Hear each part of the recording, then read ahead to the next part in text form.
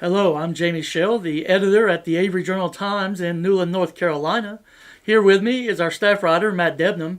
And today we want to give you a preview of some of the top weekly stories that you can find in this week's print edition of the Avery Journal-Times that's on newsstands now, as well as online at averyjournal.com.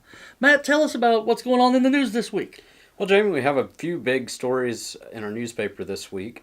Local ski resorts are reporting a much stronger season this year following 2 years of warm weather, which has been a much welcome change for the resorts. Grandfather Mountain reveals their 2018 action plan that focuses on modifying its environmental footprint.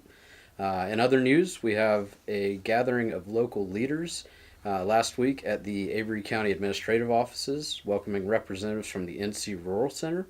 The group held a roundtable discussion on rural issues and their manifestations in Avery County.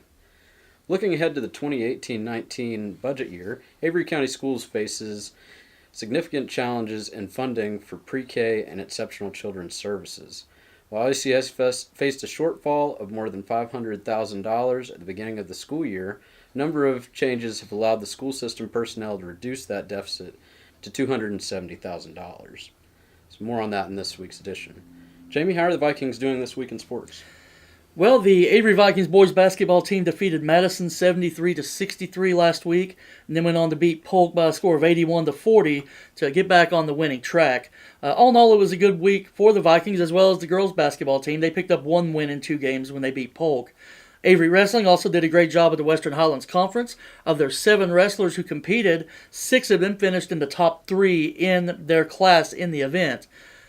Stories such as those, as well as many others, you'll find in the pages of this week's Avery Journal. Items such as community calendar items and arts and entertainment happenings. You'll find them all in this week's edition of the AJT. Both those are available either on the newsstands or online at averyjournal.com. We want to thank you for watching and hope you have a great week.